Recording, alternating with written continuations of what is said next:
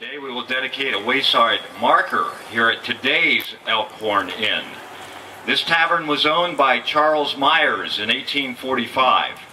Here in the wee hours of the morning, 5 men wakened Myers and asked him to feed and water their horses. They all then got in a wagon and went to Bear Mountain. These men were from Maryland and Virginia, and they were going to kidnap Catherine or Kitty Payne and her 3 children. They later returned with Kitty and her children. Myers testified in Adams County courts that he saw Kitty in the wagon and heard the voices of the children. The kidnappers got the remainder of their rested horses and proceeded south and back to where Kitty and her children had been enslaved in Rappahannock County, Virginia. We will dedicate a marker here later today, and Kitty's great-great-granddaughter, all the way from Kewaskum, Wisconsin, will unveil it. Please welcome Deborah McCausland of For the Cause Productions.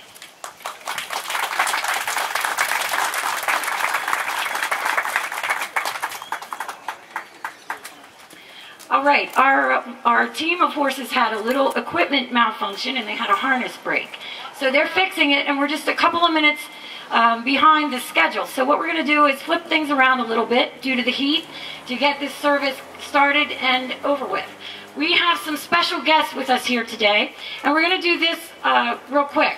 So I have some people here who can lend some interesting information to today's ceremony. I'd like to introduce to you Deborah Lee, PhD. Deb is with the Journey Through Hallowed Ground. Deb was in charge of a project, the African American Presence. She wrote this book, Honoring Their Paths. The Journey Through Hallowed Ground is www.hallowedground.org. And this book tells Kitty's story in here in Pennsylvania and Virginia. Deborah, would you say a few words, please? Thank you, everyone, for coming out and commemorating this site and occasion. As a historian working in Virginia and working with the Journey Through Hallowed Ground National Heritage Area, we didn't know about the story of Kitty Payne until Deborah McCausland told us about it from her research.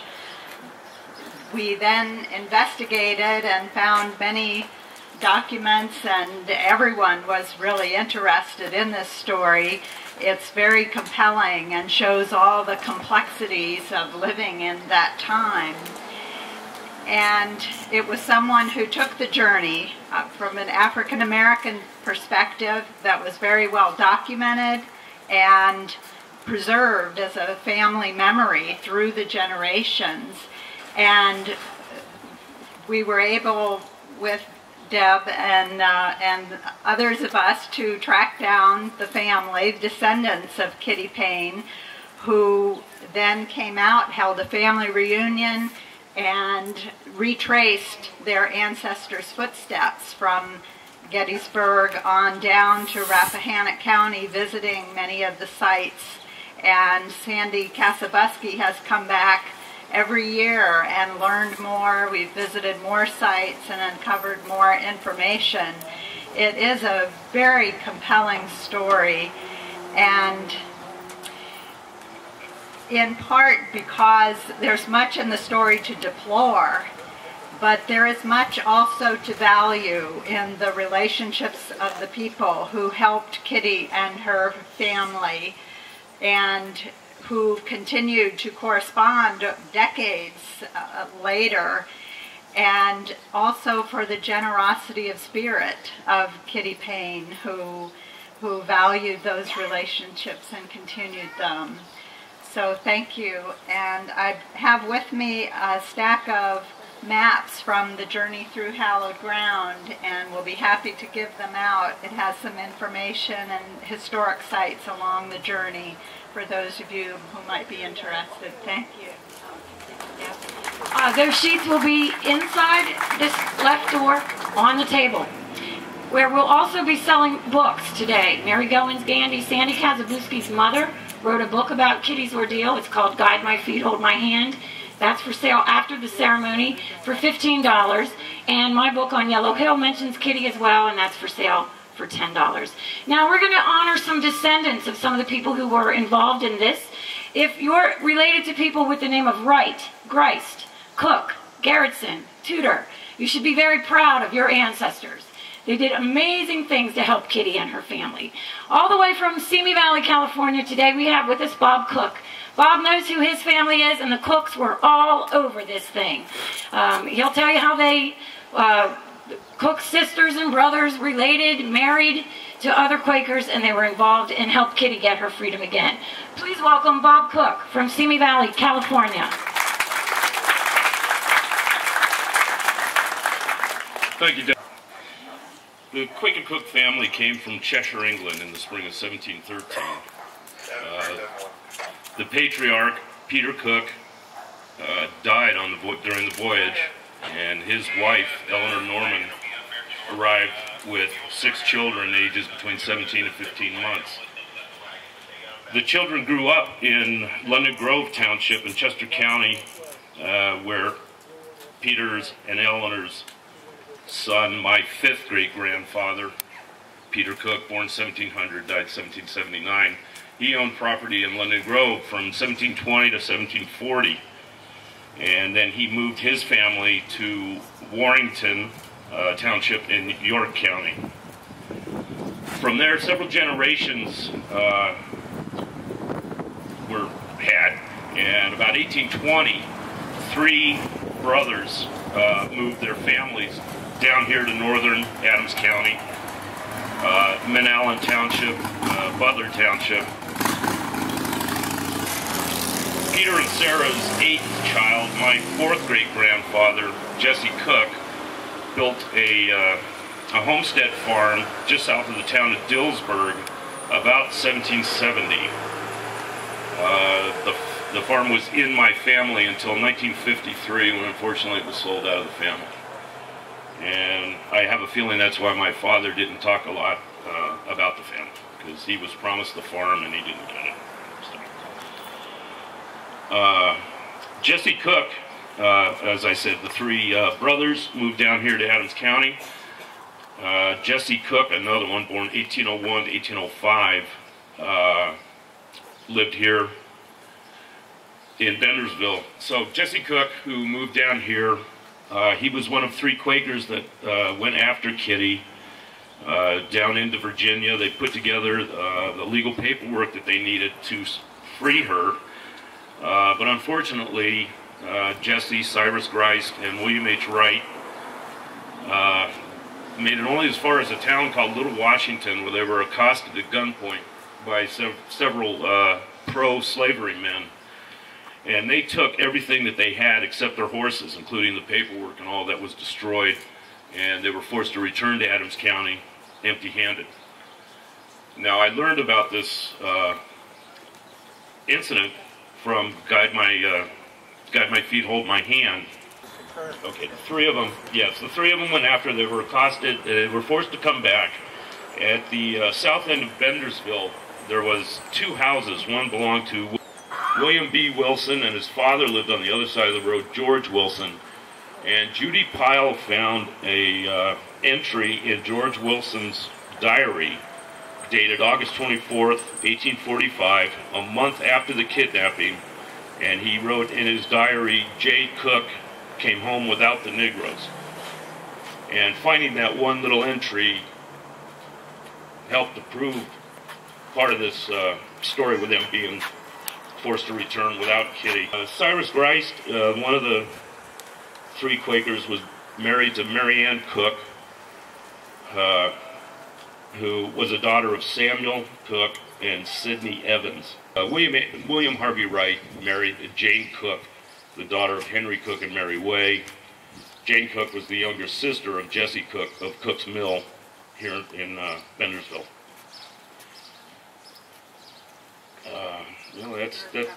Yeah. I think that's about it. Thank you. So this is what happened. July 24th, 1845. In the middle of the night. Now you have to imagine that this is in the wee hours of the morning. The kidnappers came from Virginia and Maryland. They came here to the Elkhorn Inn, and they boarded their horses here, then they kidnapped Kitty. We're going to reenact that scene now.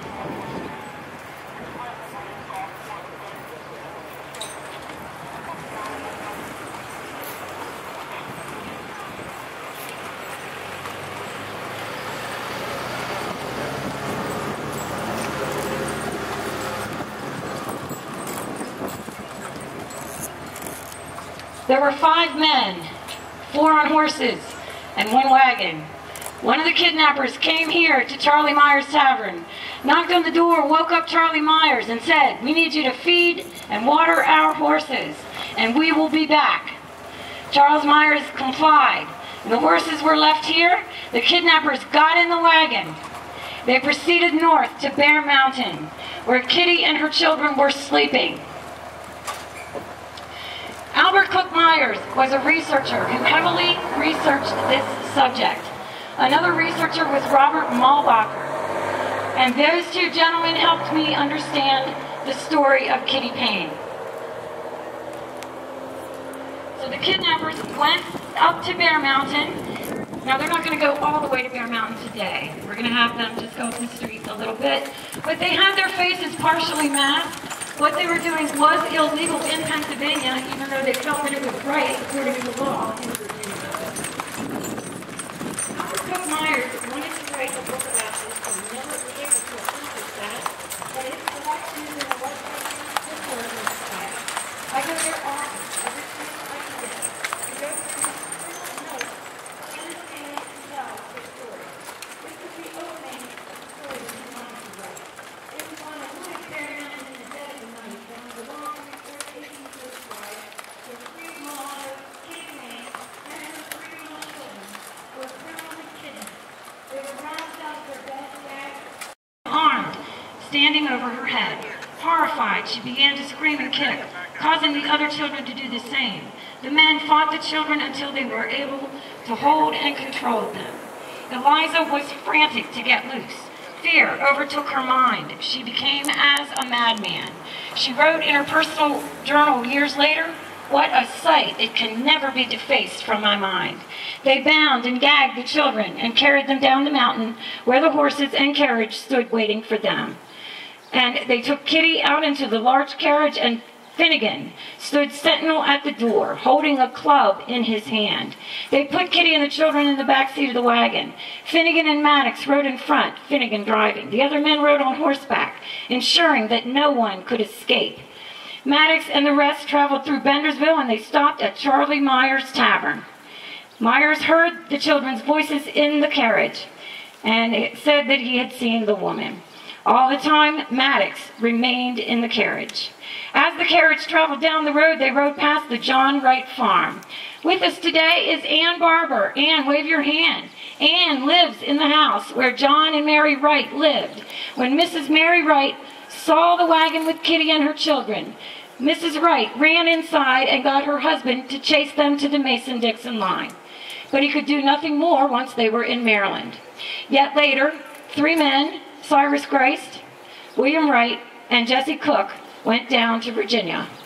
One of those men, as I mentioned, Cyrus Grist, paid $100 to his friend, Yardley Taylor, in Loudoun County, Virginia, who was a member of the Goose Creek meeting. They had been acquainted at the Baltimore yearly meeting. They knew each other, they were members of the Society of Friends, and those friends tried to help Kitty get an attorney.